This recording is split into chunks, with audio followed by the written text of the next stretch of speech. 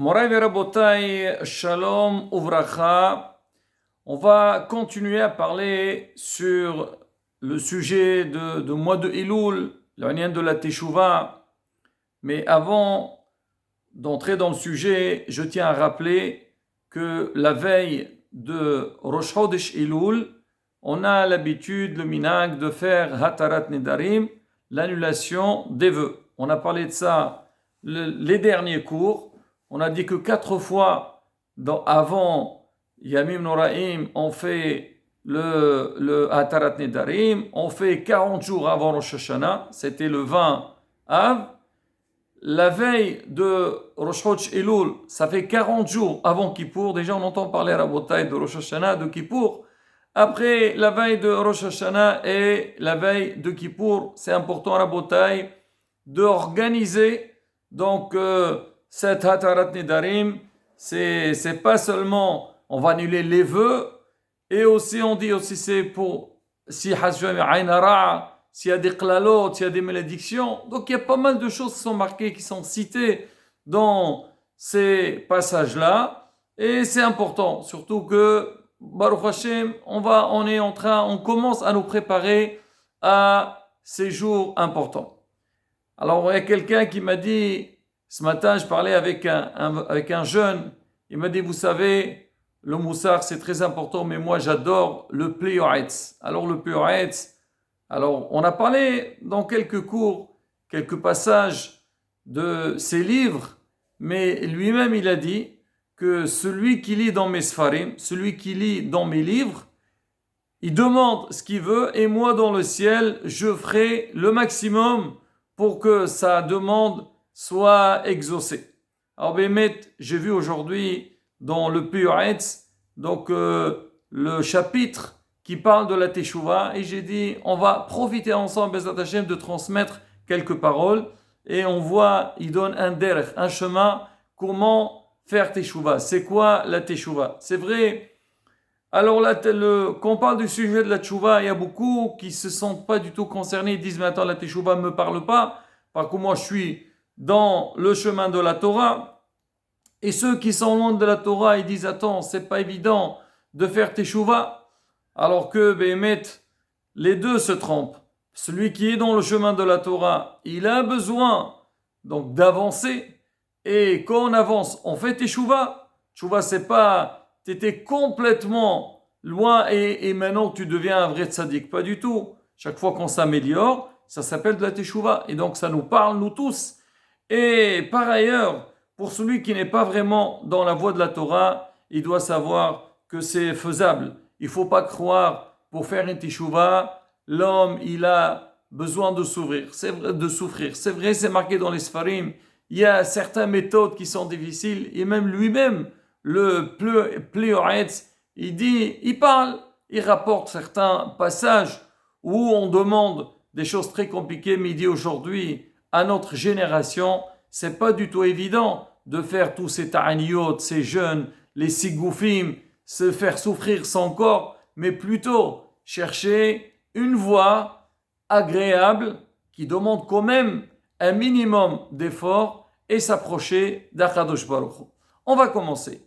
Alors la première des choses qu'il dit, il faut savoir que le sujet de la Teshuvah, c'est un sujet qui était abordé pratiquement par tous les écrits de Kodesh, que ce soit dans le Tanakh, dans la Torah, Nevi'im, Ktubim, et aussi nos maîtres, aussi dans la Gemara, dans Sefre Moussar, tout le monde a parlé de ça. Parce que la Teshuvah, quelque part, c'est la clé de la réussite de l'homme sur terre. Parce qu'on est tous sur terre, on a une mission à faire, et on a besoin d'avancer et de progresser.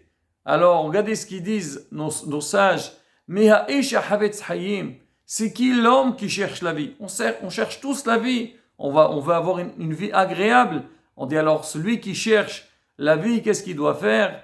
Yishkod al sefarim elo. Alors, il s'investit dans les livres qui parlent du règne de la Teshuvah. Parce qu'à partir du moment que l'homme, il s'intéresse à la Teshuvah, il essaie de lire. Il faut savoir une Teshuvah, c'est pas nous qui décidons de quelle manière la faire. Parce que malheureusement, il y a des gens qui veulent faire teshuva, ils veulent prendre leur propre chemin pour faire teshuva, ils passent complètement à côté et des fois leur alenu. Alors ils veulent faire la teshuva, après ils ont un dégoût et Hachem Mishmor, ils perdent tout. Ou des fois même eux, ils sont prêts à tout prendre sur eux, mais leur entourage, il a du mal à supporter cette mauvaise teshuva et après ça met un déséquilibre dans leur vie. Pas du tout. Baruch Hashem, on a déjà Torah Tenor Dusha, après on a Rabot Tenor Dushim qui nous ont donné un derech, un chemin, comment faire. Alors pour commencer, alors il dit c'est quoi Darchea Teshuva. Par quoi commencer pour faire une Teshuva réussite?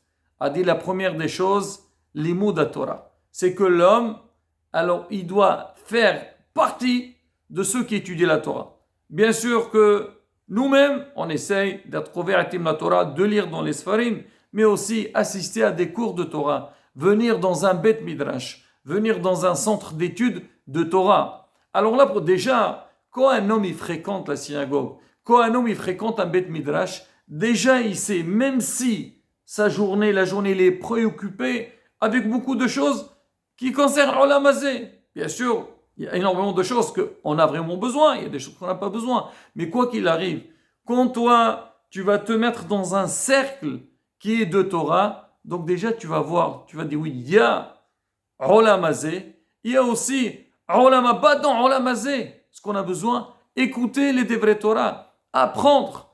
Alors déjà, quand l'homme, il va participer à des cours de Torah, alors déjà, on dit à travers ça, il va s'approcher à Kadosh Baruch Hu. Comment on s'approche? On dit quand vous allez coller à Kadosh Baruch Hu. Comment tu vas te coller? Ça veut dire faire. Hachem, il est rahom, il est miséricordieux. Moi aussi, je suis miséricordieux. Yachar, il est droit. Moi aussi, je suis droit.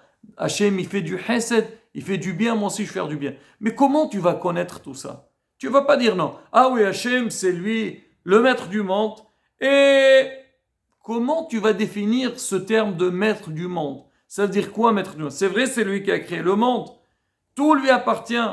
Mais il y a beaucoup de choses qu'on a besoin d'apprendre sur Akadosh Baruch Hu. Et nous, donc, quand on commence à apprendre, nous, on va essayer donc de dire, si Hachem il fait ça, c'est-à-dire c'est ça le vrai chemin, moi aussi je vais faire la même chose. Deuxième chose, à part le fait que l'homme, il va connaître la grandeur d'Hachem, il va connaître le chemin d'Hachem, on a besoin aussi de connaître les lois de la Torah. Qu'est-ce que Hachem nous demande? C'est quoi? C'est pas ça. Bien sûr, il y a la conduite, mais aussi, on a des mitzvot à faire. Mais comment les faire, ces mitzvot-là? Seulement en venant dans un Beth Midrash, en étudiant la Torah, en écoutant des shiurim. Il y a beaucoup de fois qu'on parle avec des gens et te disent « Oui, je connais. » Même des fois, tu vas dire « Mais je vais aborder, par exemple, je suis en train de parler de la Teshuvah. » Et je vais dire « Bon, la Teshuvah, on connaît ça, oui, il y a Mimnora et faire Teshuvah et tout. » Mais le mot Teshuvah, peut-être, on a entendu parler. Mais c'est quoi Teshuvah? Des fois, on croit que Teshuvah, c'est quelque chose de très, très compliqué. Alors, c'est quelque chose qui est abordable. Et des fois, on croit que Teshuvah, c'est rien du tout. Alors que la Teshuvah, il y a un travail qui doit se faire. Et c'est pour ça que quand l'homme, il vient dans un Beth Midrash, il est Kove'atim la Torah, il ouvre des livres. Baruch Hashem, il y a des Sfarim qui parlent de ça. Là, ton cerveau, il va réfléchir différemment. Tu vas comprendre le vrai sens donc de la chose. Et par ailleurs, quand quelqu'un il va pas fréquenter ces Beth Midrashot, il va pas étudier la Torah, il va pas écouter des shiurei Torah. Alors comment? On dit l'oram ha'aretz hasid. Non, toi oui, dis je connais. Qu'est-ce que tu connais? Qu'est-ce que tu connais? À beaucoup de fois quand on fait même une halakha, tu vois des gens qui disent celle-là je la connais pas. Celle-là, je ne la connais pas. On dirait que celle-là, tu ne connais pas. Mais déjà, le Rav lui-même, quand il va transmettre ce shiur de halakha, même qu'il va dire une halakha qui a l'air d'être évidente, simple, avant de la transmettre, il a besoin de l'étudier. Il a besoin de la comprendre. Parce que des fois, il y a des différents avis. Des fois, ça dépend le cas. Donc, il faut connaître avant. À plus forte raison que la personne elle n'est pas pleinement dans la Torah, qu'elle a besoin de s'investir, de faire des efforts, et pour connaître et faire correctement les mitzvot. Même si c'est dans les choses, Rabotai, qui sont simples. Regardez, Hachamim, ils disent, quand l'homme, il ne va pas étudier, donc qu'est-ce qu'il va faire? Il va être mitrahiq, il va s'éloigner de la Torah, et Yetzrara, alors il va profiter de cette situation, et qu'est-ce qu'il va lui transmettre le Yetzrara? Il va lui dire, tout c'est rien ça. C'est quoi? C'est rien du tout ça. Ça c'est rien. Combien de fois on voit même dans des halakhot? Mais qu'est-ce que j'ai fait moi? J'ai tué personne.